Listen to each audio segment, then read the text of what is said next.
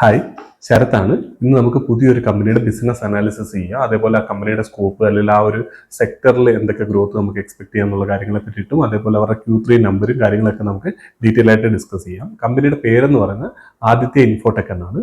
അവർ മെയിനായിട്ട് CP+ എന്ന് പറയുന്ന ബ്രാൻഡ് നെയിമിലാണ് അറിയപ്പെടുന്നത്. കമ്പനി മാനുഫാക്ചറിങ് ആണ് ചെയ്യുന്നത്. അതായത് സെക്യൂരിറ്റി പ്രൊഡക്റ്റുകൾ, CCTV പ്രൊഡക്റ്റുകൾ കാര്യങ്ങളൊക്കെ മാനുഫാക്ചറിങ് ആണ് അവർ മെയിനായിട്ട് ചെയ്യുന്നത്. അതേപോലെ പുറത്തു നിന്നുള്ള ഒരു ബ്രാൻഡിനെ അവരിവിടെ ഡിസ്ട്രിബ്യൂട്ടറായിട്ട് അതിവിടെ സെല്ല് ചെയ്യുന്നുണ്ട്. അവരുടെ ഒരു സ്കോപ്പ് നമ്മൾ നോക്കിക്കഴിഞ്ഞാൽ ഇന്ത്യയിൽ ഇപ്പോൾ CCTVയുടെ പെനട്രേഷൻ ഒക്കെ നമുക്ക് പറഞ്ഞാൽ തന്നെ അറിയാവുന്ന ഒരു കാര്യമുള്ളൂ. കേരളത്തിലൊക്കെ ആണെങ്കിൽ പോലും നമുക്കിപ്പോൾ എല്ലാ സ്ഥലങ്ങളിലും ഇപ്പം എന്തെങ്കിലും ഒരു കാര്യം ഒരു ആക്സിഡന്റ് നടന്നാൽ പോലും നമുക്ക് അതിന്റെ CCTV വിഷ്വൽസ് എല്ലാം അവൈലബിൾ ആണ്. ഇപ്പോൾ ചെറിയ നാട്ടുമ്പുറത്തുള്ള റോഡിലാണെങ്കിൽ പോലും CCTV വിഷ്വൽസ് അവൈലബിൾ ആണ്. പല വീടുകളിലും അത് അവൈലബിൾ ആയിട്ടുണ്ട്. അല്ലെങ്കിൽ ഓഫീസുകളോ അല്ലെങ്കിൽ ബിസിനസ് സ്ഥാപനങ്ങളോ അങ്ങനത്തെ സ്ഥലങ്ങളിലൊക്കെ നോക്കിയാൽ നമുക്കിപ്പോൾ അത്യാവശ്യം CCTVയുടെ പെനട്രേഷനും കാര്യങ്ങളൊക്കെ കേരളത്തിൽ നല്ല രീതിയിലായിട്ടുണ്ട്. പക്ഷേ ഇന്ത്യയുടെ ഒരു മൊത്തത്തിലുള്ള സിനാരിയോ എടുത്തു നോക്കിക്കഴിഞ്ഞാൽ മേജർ സിറ്റീസിലല്ലാതെ ഈ പറഞ്ഞ റൂറൽ ആയിട്ടുള്ളോ അല്ലെങ്കിൽ സെമി റൂറൽ ആയിട്ടുള്ള ഏരിയകളിലേക്കൊന്നും ആ രീതിയിലുള്ള CCTVയുടെ പെനട്രേഷനും കാര്യങ്ങളൊന്നും എത്തിയിട്ടില്ല. അതുകൊണ്ട് തന്നെ ഇന്ത്യയിൽ നല്ല രീതിയിൽ സ്കോപ്പ് ഉള്ള ഒരു ഏരിയയാണ് ഈ CCTV എന്ന് പറയുന്നത്. അതിപ്പോൾ നമ്മളിപ്പോൾ NHAയുടെ ഡെവലപ്മെന്റ് ഇപ്പോൾ നടക്കുന്നുണ്ട്. NH66 നോക്കുമ്പോഴത്തേന് അത് കേരളത്തിൽ ഇപ്പോൾ എല്ലാ സ്ഥലങ്ങളും നോക്കിയാൽ അതിന്റെ മൊത്തം കിലോമീറ്ററിലും ഈ പറഞ്ഞ CCTV മോണിറ്ററിംഗ് കാര്യങ്ങളൊക്കെ നടക്കുന്നുണ്ട്. അപ്പോൾ അവിടെ യൂസ് ചെയ്യുന്ന ആളിൽ ഹൈ എൻഡ് രീതിയിലുള്ള CCTV കാര്യങ്ങളൊക്കെ പാനും ടിൽറ്റും കാര്യങ്ങളൊക്കെ ഉള്ള CCTVകളാണ് അവിടെ യൂസ് ചെയ്യുന്നത്. അല്ലെങ്കിൽ നമ്മളിപ്പോൾ റെയിൽവേ എടുത്ത് നോക്കിക്കഴിഞ്ഞാൽ റെയിൽവേ എന്നൊക്കെ ഈ കമ്പനിയിൽ ഓർഡർ കിട്ടിക്കൊണ്ടിരിക്കുന്ന ഒരു കമ്പനിയാണ്. അപ്പോൾ അവിടെയൊക്കെ ആണെങ്കിൽ പോലും എല്ലാ കോച്ചുകളിലും ഇപ്പോൾ വരുന്ന കോച്ചുകളിലെല്ലാം CCTV കാര്യങ്ങളുണ്ട്. അല്ലെങ്കിൽ റെയിൽവേ സ്റ്റേഷൻസ് വരുന്നതിനകത്തെല്ലാം CCTV മോണിറ്ററിംഗ് കാര്യങ്ങളെല്ലാം വരുന്നുണ്ട്. അപ്പോൾ അതുകൊണ്ട് തന്നെ ഇനിയിപ്പോൾ ഈ ഒരു സെക്ടറിൽ നല്ല ഗ്രോത്ത് തന്നെ എക്സ്പെക്ട് ചെയ്യുന്ന ഒരു സെക്ടറാണ്. മാനേജ്മെന്റ് തന്നെ പറയുന്നത് ഏകദേശം 15 to 20% ഗ്രോത്ത് ഈ ഒരു സെക്ടറിൽ നമുക്ക് എക്സ്പെക്ട് ചെയ്യാന്നുള്ള കാര്യമാണ്. ഡൊമസ്റ്റിക്കലി ഇന്ത്യയിലെ കാര്യമാണ് പറയുന്നത്. അതിൽ തന്നെ കഴിഞ്ഞ വർഷം നോക്കുകയാണെന്നുണ്ടെങ്കിൽ ഈ ഒരു രീതിയിലുള്ള ഗ്രോത്ത് വന്നിട്ടില്ല. കാരണം എന്താ വെച്ചാൽ ഗവൺമെന്റ് കുറച്ച് പുതിയ സർട്ടിഫിക്കേഷനും കാര്യങ്ങളൊക്കെ വന്നിട്ടുണ്ടായിരുന്നു ഈ ഒരു സെക്ടറിൽ സെല് ചെയ്യുന്ന പ്രൊഡക്റ്റുകൾക്ക്. STQC എന്ന് പറഞ്ഞിട്ട് പുതിയൊരു സർട്ടിഫിക്കേഷൻ വന്നിട്ടുണ്ട്. അതിന്റെ ക്വാളിറ്റിയും അതേ പെർഫോമൻസ് അങ്ങനത്തെ കാര്യങ്ങളൊക്കെ വെരിഫൈ ചെയ്യുന്ന ഒരു സർട്ടിഫിക്കേഷനാണ് ഈ പറഞ്ഞ STQC എന്ന് പറയുന്നത്. അത് പുതിയതായിട്ട് ഇൻട്രൊഡ്യൂസ് ചെയ്തതാണ്. അതേപോലെ തന്നെ ER സർട്ടിഫിക്കേഷനും ഉണ്ട്. സോ ഇതൊക്കെ എന്താണെന്ന് നമുക്ക് ഡീറ്റെയിൽ ആയിട്ട് നോക്കാം. ഈ കമ്പനിയെ സംബന്ധിച്ചിടത്തോളം മെയിൻ ആയിട്ട് ഞാൻ പറഞ്ഞല്ലോ, മാനുഫാക്ചർ ചെയ്യുന്ന സെക്യൂരിറ്റി പ്രൊഡക്റ്റ്, അതിനകത്ത് CCTV ക്യാമറകളാണ് മെയിൻ ആയിട്ട് ഇവർ പ്രൊഡ്യൂസ് ചെയ്യുന്നത്. അവിടെ നോക്കിയാൽ തന്നെ 2 ടൈപ്പ് ഓഫ് ക്യാമറാസ് ഉണ്ട്. ഒന്നെങ്കിൽ ഇന്റർനെറ്റുമായിട്ട് കണക്റ്റഡ് ആയിട്ടുള്ളൂ, അല്ലെങ്കിൽ ഇന്റർനെറ്റ് ഡയറക്റ്റ് കണക്റ്റഡ് അല്ലാത്ത പ്രൊഡക്റ്റുകൾ. ഇന്റർനെറ്റ് കണക്റ്റഡ് അല്ലാത്തെന്ന് പറഞ്ഞാൽ ഈ അനലോഗ് HD ക്യാമറാസ് ആണ് വരുന്നത്. അനലോഗ് HD ക്യാമറാസ് എന്ന് പറഞ്ഞാൽ അതിനെ പിന്നെ ഒരു തവണ അത് ഇൻസ്റ്റാൾ ചെയ്ത് കഴിഞ്ഞാൽ അതിനകത്ത് ഈ DVR ഒക്കെ യൂസ് ചെയ്ത് കഴിയുമ്പോഴത്തേന് ആ DVRനുള്ള കേപ്പബിലിറ്റി അനുസരിച്ചിട്ട് അത്രയും CCTV ക്യാമറാസ് ചിലപ്പോൾ യൂസ് ചെയ്യാനായിട്ട് പറ്റുള്ളൂ. അതല്ലെങ്കിൽ ഇതിന്റെ DVR കാര്യങ്ങളൊക്കെ ചേഞ്ച് ചെയ്യേണ്ടതായിട്ട് വരും. കൂടുതലായിട്ടുള്ള അതിനെ എക്സ്പാൻഡ് ചെയ്യണമെന്നുണ്ടെങ്കിൽ കൂടുതലായിട്ടുള്ള എമൗണ്ട് കാര്യങ്ങളൊക്കെ യൂസ് ചെയ്യേണ്ടതായിട്ട് വരും. പിന്നെ അത്രയും ഫ്ലെക്സിബിൾ ആയിട്ടുള്ള ഒരു പ്രൊഡക്റ്റ് അല്ലേ ഈ പറഞ്ഞ അനലോഗ് HD ക്യാമറാസ്. പിന്നീട് വരുന്ന IP ക്യാമറാസ്, അത് ഇന്റർനെറ്റുമായിട്ട് ഡയറക്റ്റ് കണക്ട് ആയിട്ടുള്ള ക്യാമറാസ് ആണ്. സോ അത് നമുക്ക് ഇപ്പോൾ എവിടെ ഇരുന്നാലും, ഇപ്പം നമ്മുടെ ഓഫീസിൽ ഒരു CCTV വെച്ചിട്ടുണ്ടെങ്കിൽ അല്ലെങ്കിൽ ഈ പറഞ്ഞ പോലെ വീട്ടിൽ വെച്ചിട്ടുണ്ടെങ്കിൽ ഇതെല്ലാം നമുക്ക് ഒരേ സമയത്ത് മോണിറ്റർ ചെയ്യാൻ, ഇതെല്ലാം ഒന്നിച്ച് കണക്ട് ചെയ്യാനായിട്ട് പറ്റും. അപ്പോൾ അതുകൊണ്ട് തന്നെ ഇപ്പോൾ കൂടുതലായിട്ട് ഇവർ സെല് ചെയ്തുകൊണ്ടിരിക്കുന്ന IP ക്യാമറാസ് ആണ്.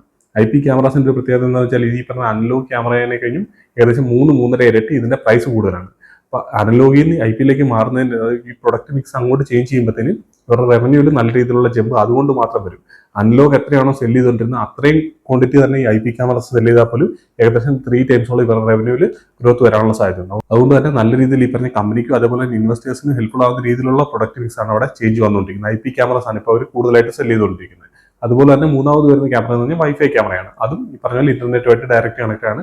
അതിനെ ഈ പറഞ്ഞ രീതിയിൽ സ്കെയിൽ ചെയ്യാനായിട്ട് കുറച്ച് ബുദ്ധിമുട്ടുണ്ട്. കാരണം വെച്ചാൽ ഒരു വൈഫൈന്ന് കണക്ട് ചെയ്ത് കഴിഞ്ഞാൽ നമ്മുടെ വീട്ടിലൊക്കെ ആണെങ്കിൽ വീട്ടിലെ വൈഫൈ യൂസ് ചെയ്തിട്ട് നമുക്കിത് ഇൻസ്റ്റാൾ ചെയ്യാൻ കാര്യങ്ങളൊക്കെ കുറച്ചുകൂടെ ഈസി ആയിരിക്കും ബാക്കിയുള്ളതായിട്ട് കമ്പയർ ചെയ്യുമ്പോൾ. പക്ഷേ ഈ പറഞ്ഞ ഒരു വൈഫൈയിൽ നിന്ന് ഇത് വർക്ക് ചെയ്യുന്നത് തന്നെ ഇതിനെ ഈ രീതിയിൽ ഒരുപാട് സ്കെയിൽ ചെയ്യാനായിട്ട് പറ്റില്ല.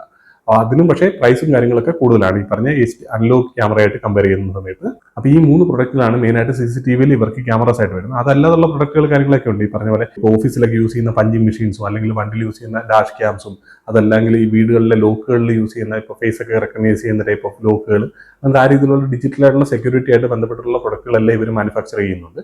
അതുപോലെ തന്നെ ഇവർ ഗവൺമെന്റിന്റെ പ്രൊജക്റ്റുകളൊക്കെ ഏറ്റെടുത്ത് ചെയ്യുകയും ചെയ്യുന്നുണ്ട്. മെയിനായിട്ട് പക്ഷേ ഇവർ ചെയ്യുന്നത് എന്താണെന്ന് വെച്ചാൽ ഈ പറഞ്ഞ പോലെ ഇവരുടെ പ്രൊഡക്റ്റുകൾ മാനുഫാക്ചർ ചെയ്തിട്ട് ബാക്കിയുള്ളവർക്ക് സെല് ചെയ്യുകയാണ് ചെയ്യുന്നത് ഇവർ മെയിനായിട്ട്. അതേപോലെ നേരത്തെ നമ്മൾ സംസാരിച്ചോ പറഞ്ഞിരുന്നത് പുതിയ സർട്ടിഫിക്കേഷനൊക്കെ ഗവൺമെന്റ് ഇൻട്രൊഡ്യൂസ് ചെയ്തത്. അത് ഈ വർഷം കഴിഞ്ഞ വർഷമൊക്കെ ആയിട്ട് ഇൻട്രൊഡ്യൂസ് ചെയ്തതാണ് ER സർട്ടിഫിക്കേഷനും അതേപോലെ തന്നെ STQC സർട്ടിഫിക്കേഷനും.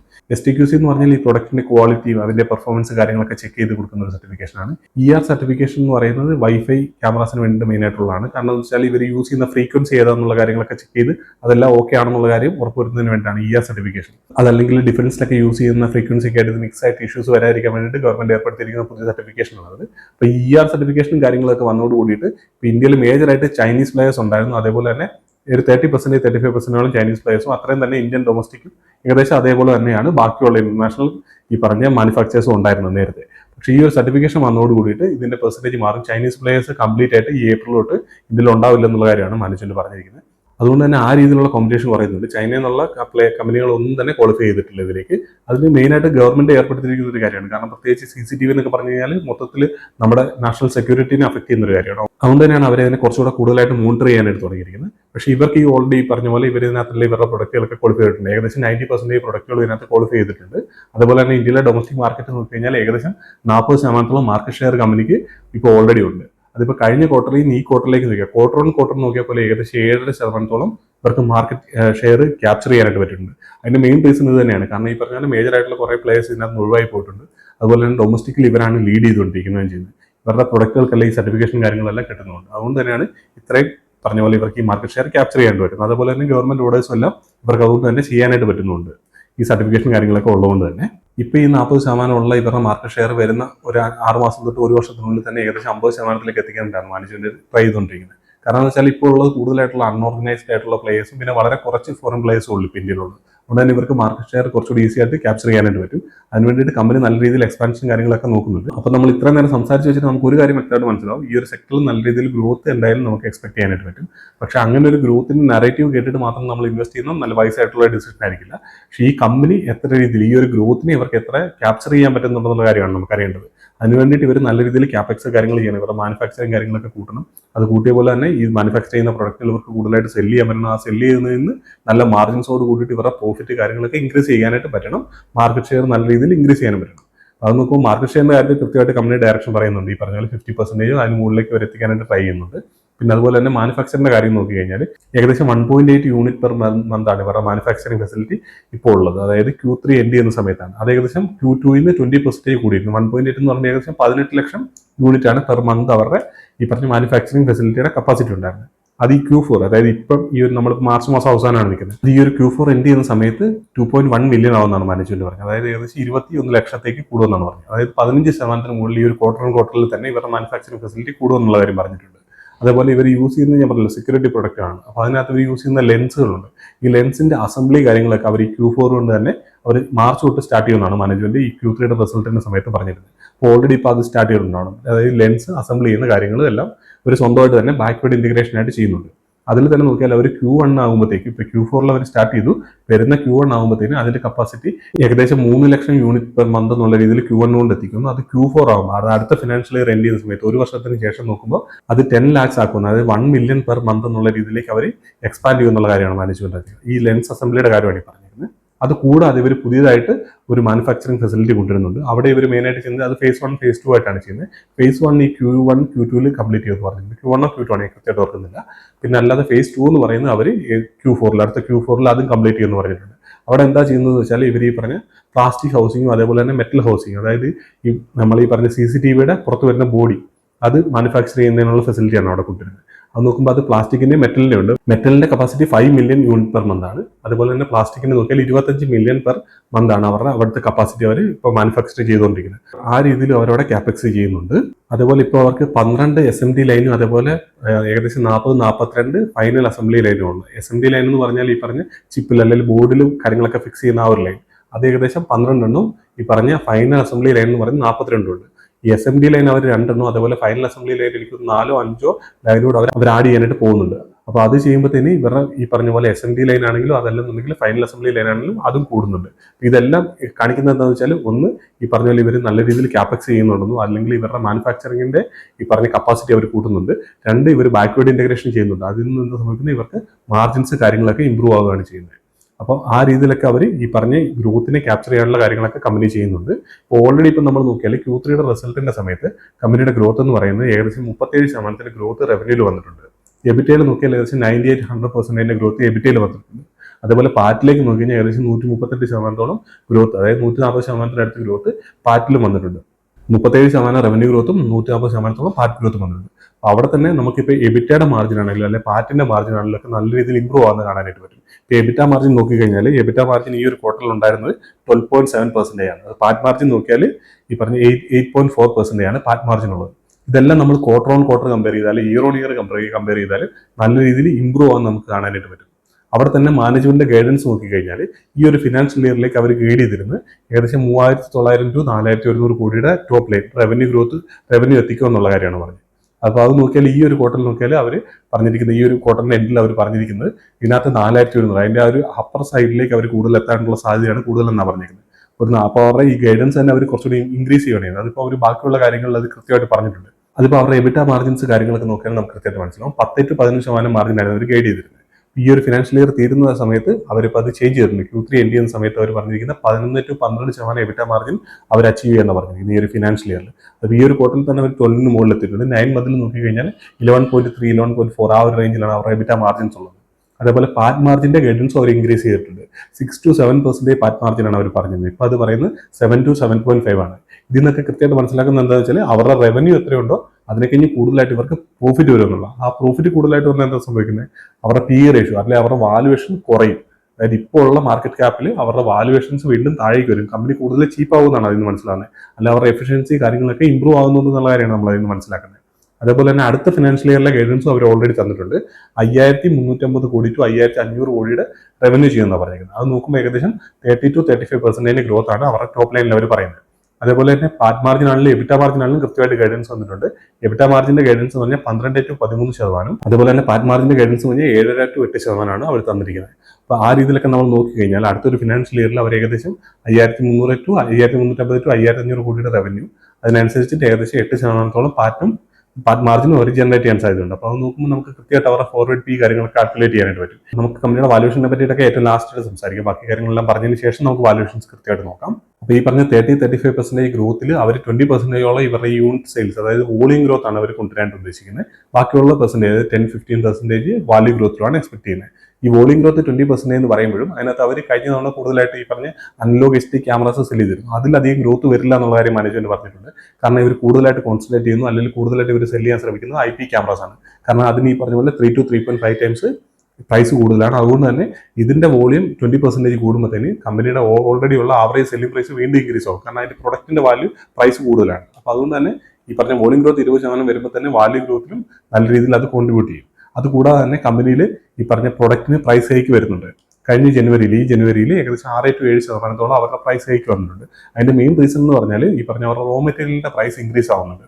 SOCയുടെ ആണെങ്കിലും അതേപോലെ തന്നെ DDR റാമിന്റെ ആണെങ്കിലും അതല്ലെങ്കിൽ ഫ്ലാഷ് മെമ്മറിയുടെ കാര്യങ്ങളൊക്കെയാണ് നോക്കിയാലും നല്ല രീതിയിൽ ഫ്ലാഷിനാണ് നല്ല രീതിയിൽ 3-4 ടൈംസ് പ്രൈസ് ഇൻക്രീസ് ആയിട്ടുണ്ടെന്നുള്ള കാര്യമാണ് മാനേജ്മെന്റ് പറഞ്ഞിരിക്കുന്നത്. പക്ഷേ ഇവർക്ക് ഈ പറഞ്ഞ പോലെ സപ്ലൈ ചെയിനിൽ വേറെ പ്രശ്നങ്ങളും കാര്യങ്ങളൊന്നുമില്ല. ഇവർക്ക് നല്ല രീതിയിൽ സപ്ലൈ കാര്യങ്ങളും എല്ലാം ഉണ്ടെന്നുള്ള കാര്യം മാനേജ്മെന്റ് പറഞ്ഞിട്ടുണ്ട്. കാരണം അവർ കൂടുതലായിട്ട് ഇപ്പോൾ ഒരാളെ അല്ല ഡിപ്പെൻഡ് ചെയ്യുന്നത്. ഇപ്പോൾ സപ്ലൈയുടെ കാര്യത്തിലാണെങ്കിൽ പോലും ഇവർക്ക് ഒരേ ഒരു പ്രൊഡക്റ്റിന് തന്നെ 3-4 സപ്ലൈസ് ഉണ്ടെന്നുള്ള കാര്യം മാനേജ്മെന്റ് പറഞ്ഞിരിക്കുന്നത്. അതും ഗ്ലോബലി ലീഡിംഗ് ആയിട്ടുള്ള സപ്ലൈസ് തന്നെയാണ് ഇവർക്കുള്ളത്. അതുകൊണ്ട് തന്നെ ആ സപ്ലൈയിൽ ഇഷ്യൂസ് വരില്ല എന്നുള്ള കാര്യം മാനേജ്മെന്റ് പറഞ്ഞിരിക്കുന്നത്. ഇവരിപ്പോൾ പ്രൈസ് കൂടിയാൽ ഇവർ ഇത്ര വലിയ പ്ലെയർ ആയതുകൊണ്ട് തന്നെ ഇവർ ആ ഒരു പ്രൈസിൽ ഇത് ബൈ ചെയ്തതിന് ശേഷം ഇവർ ഈ കൂടിയ എമൗണ്ട് ഡയറക്റ്റായിട്ട് കസ്റ്റമേഴ്സിലേക്ക് പാസ് ഓൺ ആണ് ചെയ്തുകൊണ്ടിരിക്കുന്നത്. അതുകൊണ്ട് തന്നെ ഇവർക്ക് പ്രൈസ് ഹൈക്ക് ചെയ്യുന്നത്, കാരണം ഇവർക്ക് ഓൾറെഡി ഡിമാൻഡ് കാര്യങ്ങളെല്ലാം ഉണ്ട്. അത് തന്നെയല്ല വരുന്ന ക്വാർട്ടറുകളിലൊക്കെ ഈ പറഞ്ഞ പോലെ പ്രൈസ് ഹൈക്ക് എക്സ്പെക്ട് ചെയ്യാമെന്ന് മാനേജ്മെന്റ് പറഞ്ഞിരിക്കുന്നത്. ഏകദേശം ഡബിൾ ഡിജിറ്റ് പ്രൈസ് ഹൈക്ക് വരെ എക്സ്പെക്ട് ചെയ്യാന്നുള്ള കാര്യം മാനേജ്മെന്റ് പറയുന്നുണ്ട്. പക്ഷെ എന്നാലും ഡിമാൻഡിലോ അല്ലെങ്കിൽ ഇവരുടെ മാർജിനിലോ അത് അഫക്ട് ചെയ്യില്ല എന്നുള്ള കാര്യം ക്ലിയർ ആയിട്ട് പറയുന്നുണ്ട്. പിന്നെ ഇവരുടെ റവന്യൂ കോൺട്രിബ്യൂഷൻ നോക്കിയാൽ ഈ പറഞ്ഞ CP+ എന്ന് പറഞ്ഞ ഇവരുടെ ബ്രാൻഡിൽ നിന്നാണ് ഇവർക്ക് ഏകദേശം 87% റവന്യൂ കോൺട്രിബ്യൂട്ട് ചെയ്യുന്നത്. ബാക്കി ഏകദേശം ഇവർ ദഹുവ എന്ന് പറഞ്ഞിട്ട് ഒരു ഇന്റർനാഷണൽ ബ്രാൻഡിനെ ഇവിടെ ഡിസ്ട്രിബ്യൂട്ട് ചെയ്യുന്നുണ്ട്. സോ അതിൽ നിന്ന് വരുന്ന ഒരു പെർസെന്റേജ് ഉണ്ട്. അത് ഏകദേശം 10 to 15 crores പെർ മന്ത് എന്നുള്ള രീതിയിൽ വരുന്നത്. അതായത് 100-150 കോടിയോളം റവന്യൂയിലേക്ക് കോൺട്രിബ്യൂട്ട് ചെയ്യുന്നുണ്ട്. അടുത്ത ഫിനാൻഷ്യൽ ഇയറിലും അത് ആ ഒരു രീതിയിൽ എക്സ്പെക്ട് ചെയ്യാൻ മതി എന്നുള്ള കാര്യമാണ് മാനേജ്മെന്റ് പറഞ്ഞത്. കാരണം ഇവരുടെ പ്രൊഡക്റ്റിലാണ് ഇവർ കൂടുതലായിട്ട് കോൺസെൻട്രേറ്റ് ചെയ്തുകൊണ്ടിരിക്കുന്നത്. അതുകൊണ്ട് തന്നെ ഏകദേശം 90% ഈ പറഞ്ഞ CP+ അല്ലെങ്കിൽ ഇവരുടെ ഓൺ പ്രൊഡക്റ്റിന്റെ കോൺട്രിബ്യൂഷൻ വരും എന്നുള്ള കാര്യമാണ് മാനേജ്മെന്റ് പറഞ്ഞിരിക്കുന്നത്. പിന്നെ അത് കൂടാതെ ഇവർ ഇപ്പോൾ CP+ എന്ന് പറയുന്നതാണ് മെയിൻ പ്രൊഡക്റ്റ് എന്ന് ഞാൻ പറഞ്ഞല്ലോ. ഇവർ പുതിയതായിട്ട് 2 പ്രൊഡക്റ്റുകളൂടെ ഇവർ ആഡ് ചെയ്യുന്നുണ്ട്. അതിപ്പോൾ Q4 തൊട്ട് ഈ ഒരു മാർച്ച് തൊട്ട് തന്നെ പുതിയൊരു പ്രൊഡക്റ്റ് ഇപ്പോൾ ലോഞ്ച് ചെയ്തിട്ടുണ്ട്. Q3യുടെ റിസൾട്ടിന്റെ സമയത്ത് പറഞ്ഞാണ് ഈ കാര്യങ്ങളൊക്കെ. അതിൽ നെക്സി വ്യൂ എന്ന് പറഞ്ഞ പുതിയൊരു പ്രൊഡക്റ്റാണ്. അത് ഇവർ കൂടുതലായിട്ട് യൂസ് ചെയ്യുന്നത് വെച്ചാൽ മാസ് ആയിട്ടുള്ള മാർക്കറ്റിനെ ക്യാപ്ചർ ചെയ്യാൻ വേണ്ടിയിട്ടാണ്. അതായത് ഇവർക്ക് ഇപ്പോൾ ഉള്ള പ്രൊഡക്റ്റ് CP+ എന്ന് പറഞ്ഞാൽ കുറച്ച് പ്രീമിയം ആയിട്ടുള്ള പ്രൊഡക്റ്റാണ്.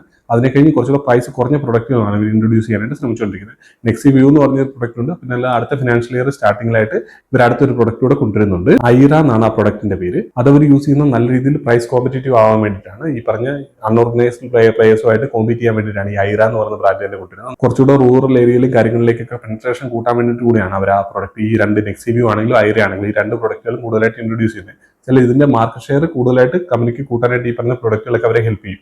അത് ഈ വരുന്ന വർഷങ്ങളിൽ ഏകദേശം 8 തൊട്ട് 10% ഇവരുടെ റവന്യൂ ടു കോൺട്രിബ്യൂഷൻ ഈ പറഞ്ഞ ഈ 2 പ്രൊഡക്റ്റിൽ നിന്നൊക്കെ ആവാനുള്ള സാധ്യത ഉണ്ടെന്നുള്ള കാര്യമാണ് മാനേജ്മെന്റ് പറയുന്നത്. അതിനെപ്പറ്റി ഡീറ്റെയിൽ ആയിട്ട് ഈ പ്രൊഡക്റ്റുകൾ മാർക്കറ്റിലേക്ക് വന്നതിന് ശേഷം കൃത്യമായിട്ടുള്ള ഗൈഡൻസ് കാര്യങ്ങൾ തരാമെന്നുള്ള കാര്യമാണ് മാനേജ്മെന്റ് പറഞ്ഞിരിക്കുന്നത്.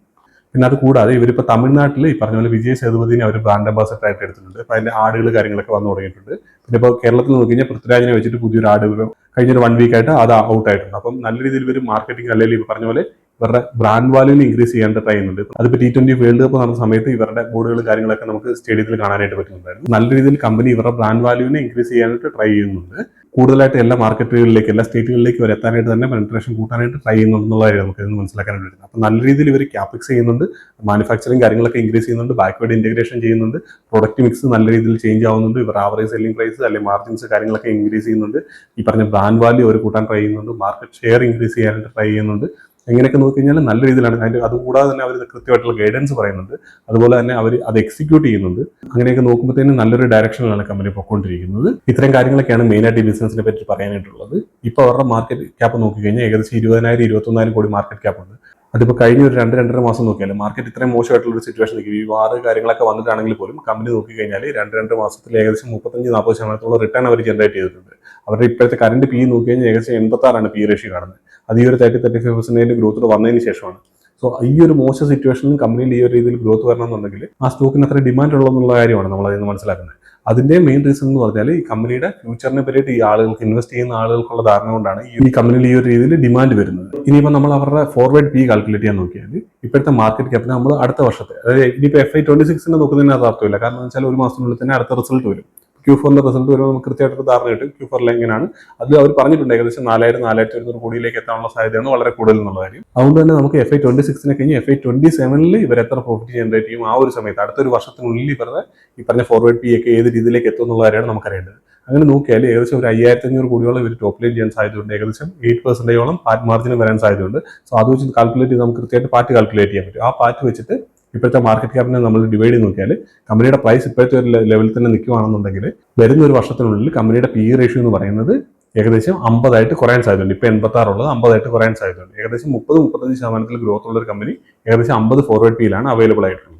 അങ്ങനെ നോക്കുമ്പോൾ അവരുടെ പെഗ് റേഷ്യോ എന്ന് പറയുന്നത് 1.4-1.5 അടുത്താണ് വരുന്നത്. അപ്പോൾ ഹൈ ഗ്രോത്ത് ഉള്ള ഹൈ പൊട്ടൻഷ്യൽ ഉള്ള ഒരു കമ്പനിക്ക് എന്തായാലും ആ ഒരു രീതിയിൽ, കാരണം അല്ലെങ്കിൽ ഇത്രയും മാർക്കറ്റിൽ ഈ ഒരു ക്രൈസിസ് വന്നതിന് ശേഷം പോലും ഇപ്പോഴും ഇന്ന് പോലും നോക്കിയാൽ കമ്പനി ക്ലോസ് ചെയ്തിരിക്കുന്നത് ഓൾ ടൈം ഹൈയിലാണ്. അപ്പോൾ നല്ല പൊട്ടൻഷ്യൽ ഉള്ള സ്റ്റോക്കുകളുടെ വാല്യുവേഷൻസ് എപ്പോഴും ഇങ്ങനെ ഹൈ ആയിട്ട് നിൽക്കാനുള്ള സാധ്യത വളരെ കൂടുതലാണ്. കമ്പനി ഇതുപോലെ തന്നെ പെർഫോം ചെയ്യുക, അതുപോലെ തന്നെ മാർക്കറ്റ് കുറച്ചുകൂടി അനുകൂലമായിട്ടുള്ള സിറ്റുവേഷനിലൂടെ വന്നു കഴിഞ്ഞാൽ നല്ല രീതിയിൽ പിയിൽ റീറേറ്റിംഗ് കിട്ടാൻ സാധ്യതയുള്ള ഒരു കമ്പനി തന്നെയാണ് CP Plus എന്ന് പറയുന്നത്. അപ്പോൾ നിങ്ങൾക്ക് ഈ ബിസിനസ് മോഡലിൽ താല്പര്യമുണ്ടെങ്കിൽ നന്നായിട്ട് സ്റ്റഡി ചെയ്തതിന് ശേഷം മാത്രം നിങ്ങളുടെ ഇൻവെസ്റ്റിംഗ് ഡിസിഷൻസും കാര്യങ്ങളൊക്കെ എടുക്കുക. ഇനിയിപ്പോൾ എന്തായാലും ഒരു മാസത്തിനുള്ളിൽ തന്നെ അവരുടെ Q4 റിസൾട്ട് വരും. ആ ഒരു സമയത്ത് നമുക്ക് കൃത്യമായിട്ട് ഈ വാറിന്റെ എന്തെങ്കിലും അഫക്ട് ചെയ്തിട്ടുണ്ടോ എന്നുള്ള കാര്യം നമുക്ക് കൃത്യമായിട്ട് മനസ്സിലാക്കാനായിട്ട് പറ്റും. എന്തായാലും Q4 റിസൾട്ട് വരുമ്പോൾ നമുക്ക് അതിനെപ്പറ്റി ഡീറ്റെയിൽ ആയിട്ട് സംസാരിക്കാം. നമുക്ക് എന്തായാലും അടുത്തൊരു വീഡിയോയിൽ കാണാം.